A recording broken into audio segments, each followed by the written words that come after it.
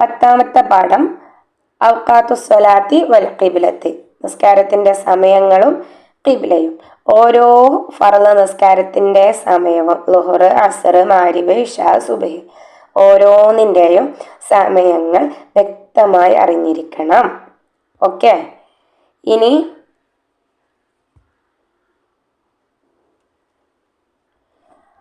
നിസ്കാരം സ്വഹീഹാവുകയില്ല, സുന്നത്ത് നിസ്കാരം സ്വഹീഹാവുകയില്ല എപ്പോഴെല്ലാം? അത് വളരെ ഇമ്പോർട്ടൻ്റ് ചോദ്യമാണ്. സുന്നത്ത് നിസ്കാരം സ്വഹീഹാവുകയില്ല എപ്പോഴെല്ലാം? ഒന്ന്, സുബ്ഹ് നിസ്കരിച്ച ശേഷം സൂര്യൻ 7 മുഴം ഉയരുന്നത് വരെയുള്ള ആ ഒരു സമയത്തുള്ള സുന്നത്ത് നിസ്കാരം, അത് ശരിയാവുകയില്ല.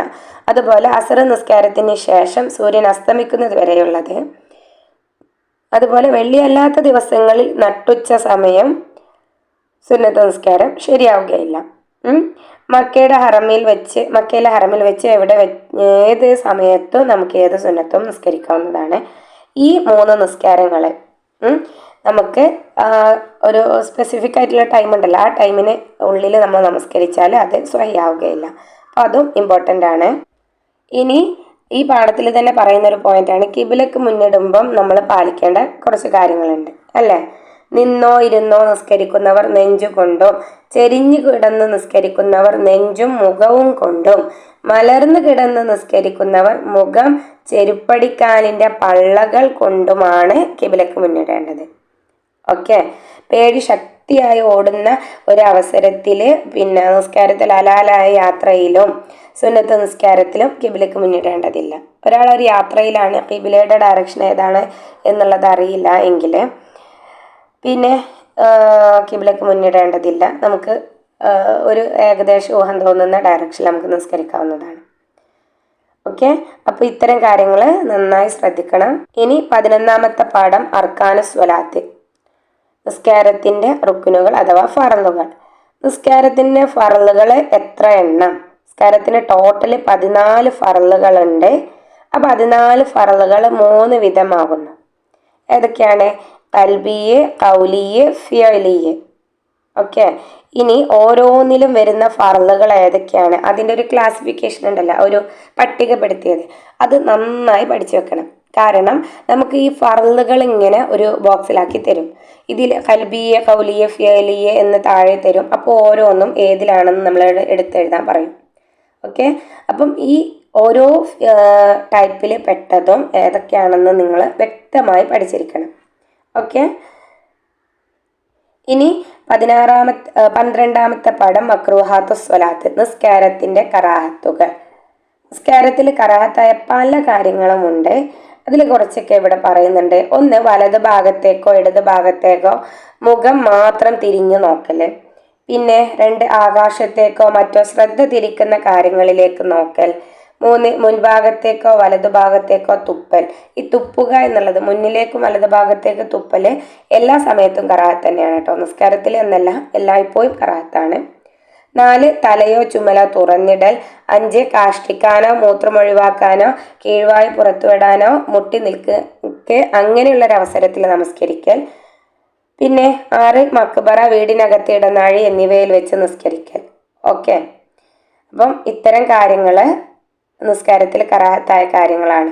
ഇനി ഹറാമായ കാര്യങ്ങൾ എന്തൊക്കെയാണ്? പള്ളിയിൽ തുപ്പുക, അതുപോലെ പേന്, ഉറുമ്പ്, കൊതുക് മുതലായവയുടെ ശവം പള്ളിയിലിടുന്നത്, നബിമാരുടെയോ ഔലിയാക്കളുടെയോ അതുപോലുള്ളവരുടെയോ ഖബറിന് മുന്നിട്ട് ബറക്കത്ത് ഉദ്ദേശിച്ചോ ബഹുമാനിച്ചോ കൊണ്ടോ നിസ്കരിക്കൽ, ഇതെല്ലാം ഹറാമുകളാണ്.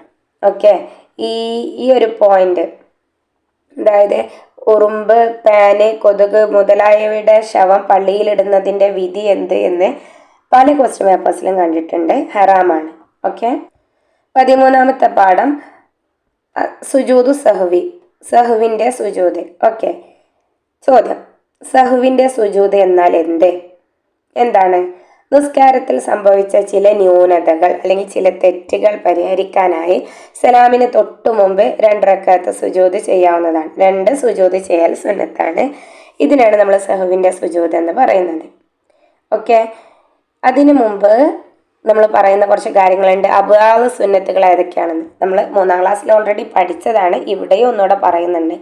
അപ്പോൾ അത് സുന്നത്തുകൾ ഓർത്ത് വെക്കണം, ചോദിച്ചേക്കാം. ഏതൊക്കെയാണ്? ഒന്നാമത്തെ തശഹുദ്, അതിനുശേഷം നബിയുടെ മേൽ സ്വലാത്ത് ചെല്ലൽ, അവക്ക് വേണ്ടിയിട്ടുള്ള ഇരുത്തം, കുനൂത്തിന് ശേഷം നബിയുടെയും കുടുംബത്തിൻ്റെയും മേൽ സ്വലാത്ത് ചെല്ലൽ, അവക്ക് വേണ്ടി നിൽക്കൽ, ഒടുവിലെ തശഹുദിന് ശേഷം നബിയുടെ കുടുംബത്തിൻ്റെ മേൽ സ്വലാത്ത് ചെല്ലൽ. അങ്ങനെ 7 കാര്യങ്ങളാണ് അബ്വാബ് സുന്നത്തുകൾ. അപ്പോൾ ഇതിൽ നിന്നൊന്ന് നമുക്ക് മിസ്സായി പോയാൽ, അബ്വാബ് സുന്നത്തുകളിൽ നിന്നൊന്ന് നമുക്ക് നഷ്ടപ്പെട്ടു പോയാൽ സഹുവിൻ്റെ സുജൂദ് ചെയ്യണം. ഓക്കെ. ഇനി വേറൊരു ചോദ്യം, നമ്മൾ എത്രാമത്തെ റക്അത്ത്, അതായത് റക്അത്തുകളുടെ കാര്യത്തിൽ സംശയം വന്നാൽ കുറഞ്ഞത് കൊണ്ട് സ്വീകരിച്ച് ബാക്കിയുള്ളവ നിസ്കരിക്കണം, ശേഷം സഹുവിൻ്റെ സുജൂദ് ചെയ്യുകയും വേണം.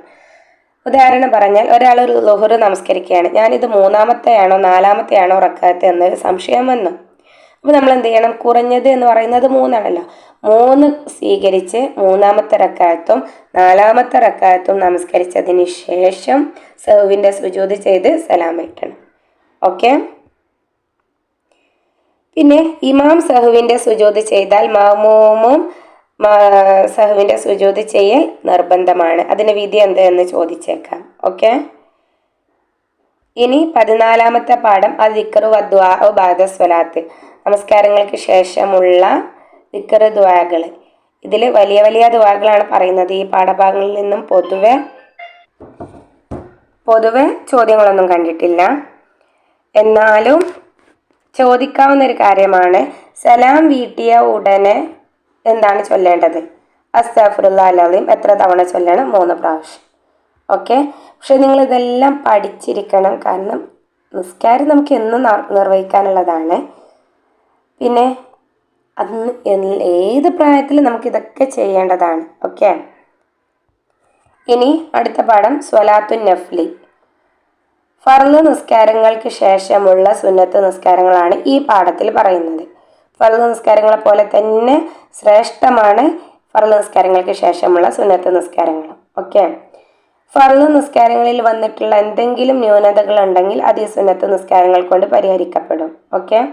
ഒരുപാട് സുന്നത്ത് നിസ്കാരങ്ങളുണ്ട്. അത് 22 റക്അത്താണ് ഫർള് നിസ്കാരങ്ങൾക്ക് ശേഷമുള്ള സുന്നത്ത് നിസ്കാരങ്ങൾ. ഏതൊക്കെയാണ്? ളുഹറിൻ്റെ മുമ്പും പിമ്പും 4, അസറിൻ്റെ മുമ്പ് 4, മഗ്രിബ് ഇശാ എന്നിവയുടെ മുമ്പും പിമ്പും 2 റക്അത്ത് വീതം, സുബഹിയുടെ മുമ്പ് 2 റക്അത്ത്, അങ്ങനെ ടോട്ടൽ 22 റക്അത്താണ് ഫർള് നിസ്കാരങ്ങൾക്ക് ശേഷമുള്ള സുന്നത്ത് നിസ്കാരങ്ങൾ. ഓക്കെ.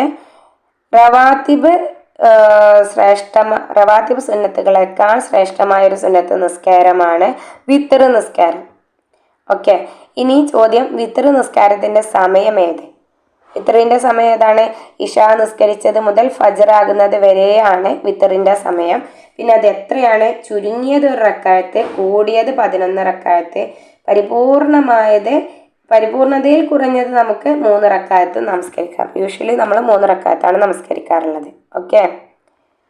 പിന്നെ വിത്റിൽ ചൊല്ലേണ്ട സൂറത്തുകൾ ഏതൊക്കെയാണെന്ന് വെച്ചാൽ, ആദ്യത്തെ റക്അത്തിൽ സൂറത്തുൽ ആല, ഫാത്തിഹയ്ക്ക് ശേഷം സൂറത്തുൽ ആല, 2-മത്തെ റക്അത്തിൽ ഫാത്തിഹയ്ക്ക് ശേഷം സൂറത്തുൽ കാഫിറൂൻ, 3-മത്തെ റക്അത്തിൽ ഫാത്തിഹയ്ക്ക് ശേഷം സൂറത്തുൽ ഇഖ്ലാസും മുഅവ്വദത്തൈനിയും ഓതണം. ഓക്കെ. ഇനി പ്രധാന സുന്നത്ത് നിസ്കാരങ്ങൾ ഏതെല്ലാം? ഇങ്ങനെ ഒരു ചോദ്യം പല ക്വസ്റ്റ്യൻ പേപ്പേഴ്സിലും ആവർത്തിച്ച് വന്നിട്ടുണ്ട്. പ്രധാന സുന്നത്ത് നിസ്കാരങ്ങൾ ഏതൊക്കെയാണ്?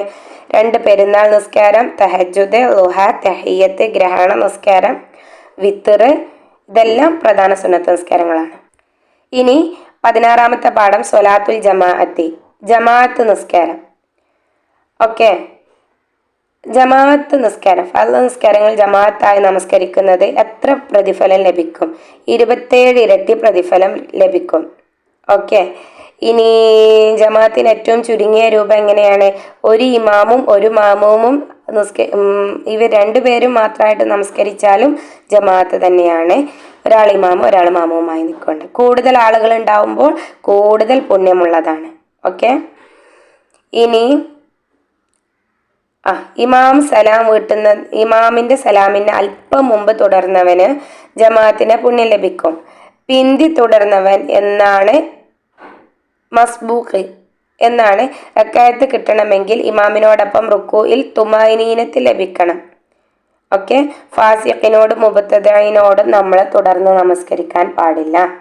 ഇനി ഇതിൽ ഏറ്റവും ഇമ്പോർട്ടൻ്റ് ആയിട്ടുള്ള പോയിന്റാണ് ജമാഅത്ത് നിസ്കാരം സ്വഹീഹാവാനുള്ള ഷർത്തുകൾ ഏതെല്ലാം. 1. ഇമാമിനോടൊപ്പം തുടരുന്നു എന്ന് കരുതുക. 2. ഇമാമും മാമൂമും ഒരു സ്ഥലത്തായിരിക്കുക. 3. മാമൂം ഇമാമിനേക്കാൾ മടമ്പ് കാൽ കൊണ്ട് മുൻകടക്കാതിരിക്കുക. 4. ഫിഅലിയായ 2 പൂർണ്ണ ഫർള് കൊണ്ട് കാരണമില്ലാതെ മനഃപൂർവ്വം അറിഞ്ഞുകൊണ്ട് പിന്തിക്കാതിരിക്കുക. 5. ഫിഅലിയായ പൂർണ്ണമായ 2 ഫർള് കൊണ്ട് ഇമാമിനേക്കാൾ മനഃപൂർവ്വം അറിഞ്ഞുകൊണ്ട് മുൻകടക്കാതിരിക്കുക. 6. ഇമാമിന്റെ ചലനങ്ങൾ മാമൂം അറിയൽ. 7. മാമൂമിന്റെ ധാരണ പ്രകാരം ഇമാമിന്റെ നിസ്കാരം സ്വഹിയായിരിക്കൽ. 8. കാരണമുണ്ടെങ്കിൽ തന്നെ ഫിഅലിയ 3 ദീർഘ ഫർളുകളേക്കാൾ അധികം കൊണ്ട് ഇമാമിനെ വിട്ട് പിന്തിക്കാതിരിക്കൽ. 9. സഹ്വിന്റെ സുജൂദ്, തിലാവത്തിന്റെ സുജൂദ്, ഒന്നാമത്തെ അത്തഹിയാത്ത് എന്നിവ ഇമാം ചെയ്യുമ്പോൾ അതിനോട് വിയോജിപ്പുണ്ടാകാതിരിക്കൽ. അപ്പം 9 ഷർത്തുകളുണ്ട്. ഇതിൽ നിന്ന് ഏതെങ്കിലും ഒരു 3 കാര്യങ്ങൾ നിങ്ങൾ നന്നായി പഠിച്ചു വെക്കുക. 2 വീതം എഴുതുക എന്നുള്ള ഭാഗത്താണ് പൊതുവെ ഇത്തരം ചോദ്യങ്ങൾ വരാറുള്ളത്. അപ്പോൾ 3 പഠിച്ചു വെച്ചാൽ ഒന്ന് കിട്ടിയില്ലെങ്കിൽ നമുക്ക് മറ്റേതെടുത്ത് എഴുതാവുന്നതാണ്. ഓക്കെ. ഇനി 17ാമത്തെ പാഠം സ്വലാത്തുൽ ജുമുഅയുടെ സമയം, എത്ര റക്അത്ത്, ജുമുഅ നിർബന്ധമാണ് ആർക്ക്, ഈ കാര്യങ്ങളൊക്കെ അറിഞ്ഞിരിക്കണം. ഓക്കെ. ജുമുഅ നിർബന്ധമില്ല ആർക്കാണ്? കുട്ടികൾ, സ്ത്രീകൾ, യാത്രക്കാർ, ഉദറുള്ളവർ എന്നിവർക്ക് ജുമുഅ നിർബന്ധമില്ല. ജുമുഅ നിർബന്ധമാണ് ആർക്ക്? ജുമുഅയുടെ മഹലിൽ താമസിക്കുന്ന മുക്കല്ലഫും സ്വതന്ത്രനും മുസ്ലിമും ഉദറില്ലാത്തവനുമായ എല്ലാ പുരുഷന്മാർക്കും ജുമുഅ നിർബന്ധമാണ്. ഓക്കെ. ഇനി ജുമുഅക്കുള്ള ഷർത്തുകൾ ഏതൊക്കെയാണ്? നിസ്കാരത്തിൻ്റെ ഷർത്തുകളുണ്ട്. അതിനെ കൂടാതെ തന്നെ ജുമുഅക്ക് പ്രത്യേകമായിട്ട് 6 ഷർത്തുകളുണ്ട്. ഏതൊക്കെയാണ്? 1. റക്അത്ത് ജമാഅത്തായി തന്നെ നടക്കണം. 2. ജുമുഅക്ക് അർഹരായ 40 ആളുകൾ ഉണ്ടായിരിക്കണം. 3. മഹലിന്റെ പരിധിയിൽപ്പെട്ട സ്ഥലത്തായിരിക്കുക. 4. ളുഹറിന്റെ സമയത്താവുക. 5. 2 ഖുതുബയുടെ ശേഷമായിരിക്കുക. 6. ആ മഹലിൽ മറ്റൊരു ശരിയായ ജുമുഅ തക്ബീറത്തുൽ ഇഹ്റാം കൊണ്ട് മുൻകടക്കുകയോ ഒപ്പമാവുകയോ ചെയ്യാതിരിക്കുക. ഓക്കെ. ഇനി ജുമുഅയുടെ സുന്നത്തുകളിൽ പെട്ടതാണ് ഏതെല്ലാം? നഖം മുറിക്കുക, കുളിക്കുക, സുഗന്ധം ഉപയോഗിക്കുക, വെള്ള വസ്ത്രം ധരിക്കുക, നേരത്തെ പോവുക, സൂറത്തുൽ കഹ്ഫ് ഓതുക, നബിയുടെ മേൽ സ്വലാത്ത് അധികരിപ്പിക്കുക, ഇതെല്ലാം ജുമുഅയുടെ സുന്നത്തുകളിൽ പെട്ടതാണ്. ഓക്കെ. അപ്പോൾ നമ്മളിവിടെ പറഞ്ഞത് ജുമുഅയുടെ ഷർത്തുകൾ, സുന്നത്തുകൾ, അതുപോലെ തന്നെ ജുമുഅ നിർബന്ധമാണ് ആർക്ക്, ജുമുഅ നിർബന്ധമില്ല ആർക്ക്, ഈ 4 പോയിന്റ്സും വ്യത്യസ്തമായിട്ട് മനസ്സിലാക്കി വെക്കണം. ഓക്കെ. ഇനി 18ാമത്തെ പാഠം ഖുതുബത്തുൽ ജുമുഅയുടെ ഖുതുബ. ജുമുഅയുടെ ഖുതുബക്ക് 9 ഷർത്തുകളുണ്ട്, 5 ഫർളുകളുമുണ്ട്. ഷർത്തുകൾ ഏതൊക്കെയാണ് എന്നിവിടെ കൊടുത്തിട്ടുണ്ട്. 9 ഷർത്തുകളും. ഓക്കെ. ഓരോ ഇതിൽ നിന്നും ഏതെങ്കിലും 3-4 ഷർത്തുകൾ നന്നായി പഠിച്ച് മനസ്സിലാക്കി വെക്കുക. സിമ്പിളാണ്, ഞാനൊന്ന് പറയാം. ളുഹറിന്റെ സമയത്തായിരിക്കണം ഖുതുബ. ഓക്കെ. അശുദ്ധികളിൽ നിന്നും നജസുകളിൽ നിന്നും ശുദ്ധിയായിരിക്കണം. ഔറത്ത് മറക്കുക, കഴിവുള്ളവൻ നിൽക്കുക, തുടർച്ചയായി കൊണ്ടുവരിക, അറബി ഭാഷയിലായിരിക്കുക, 2 ഖുതുബയുടെ ഇടയിൽ ഇരിക്കുക, ഖതീബ് പുരുഷനായിരിക്കുക, ജുമുഅക്ക് അർഹരായ 40 ആളുകളെ കേൾപ്പിക്കുക. ഇനി ജുമുഅയുടെ ഫർളുകൾ എന്തൊക്കെയാണ്? 5 ഫർളുകളാണുള്ളത്. അള്ളാഹുവിനെ സ്തുതിക്കുക, 2 നബി തങ്ങളുടെ നബിയുടെ പേര് വെളിവാക്കിക്കൊണ്ട് സ്വലാത്ത് ചൊല്ലുക, 3 തഖ്വ കൊണ്ട് വസിയത്ത് ചെയ്യുക, 4 2-1 ഖുതുബയിൽ അർത്ഥപൂർണമായ ഒരു ആയത്ത് ഓതുക, 5 2-ാം ഖുതുബയിൽ മുഅ്മിനുകൾക്ക് വേണ്ടി ദുആ ചെയ്യുക. ഓക്കെ. ഇനി ഖുതുബ കേൾക്കുന്നവന് അവനുള്ള സുന്നത്തുകൾ എന്തൊക്കെയാണ്? ഖുതുബ ശ്രദ്ധിച്ച് കേൾക്കുക, പിന്നെ നബിയുടെ പേര് കേൾക്കുമ്പോൾ സ്വലാത്ത് ചെല്ലുക, ദുആകൾക്ക് ആമീൻ പറയുക. ഈ 3 കാര്യങ്ങൾ ഖുതുബ കേൾക്കുന്നവനുള്ള സുന്നത്തുകളാണ്. ഇതും നന്നായി പഠിച്ചു വെക്കണം. ഇനി അവസാന പാഠം സ്വലാത്തുൽ ജനാസ നമസ്കാരം അല്ലെങ്കിൽ മയ്യത്ത് നമസ്കാരം. മയ്യത്ത് നിസ്കാരത്തിന് എല്ലാ നിസ്കാരങ്ങളുടെയും ഷർത്തുകൾക്ക് പുറമെ 2 ഷർത്തുകൾ മയ്യത്ത് നിസ്കാരത്തിനുണ്ട്. 1. മയ്യത്തിന് ശുദ്ധി ഉണ്ടായിരിക്കുക. 2. ഹാളിറായ മയ്യത്തിനേക്കാൾ നിസ്കരിക്കുന്നവൻ മുൻകടക്കാതിരിക്കുക. ഓക്കെ. അങ്ങനെ പറഞ്ഞാൽ മയ്യത്ത് നമസ്കരിക്കുമ്പോൾ മയ്യത്ത് വെച്ചിട്ടുണ്ട്, അതിൻ്റെ പുറകിലായിട്ട് മയ്യത്തിൻ്റെ ബാക്കിലായിട്ട് വേണം നമ്മൾ നമസ്കരിക്കേണ്ടത്. ഓക്കെ. മയ്യത്ത് ബാക്കിൽ വെച്ചിട്ട് നമ്മൾ മുന്നിൽ നമസ്കരിക്കാൻ പാടില്ല, മയ്യത്തിൻ്റെ പുറകിലായിട്ട് വേണം നമസ്കരിക്കാൻ. ഓക്കെ. ഇനി മയ്യത്ത് നമസ്കാരത്തിൻ്റെ ഫർളുകൾ ഏതെല്ലാം? 7 ഫർളുകളുണ്ട്. 1. നിയ്യത്ത് എന്താണെന്ന് മനസ്സിലാക്കി വെക്കണം, പൂരിപ്പിക്കാനും ഉത്തരം എഴുതാനും എല്ലാം ചോദിക്കാം.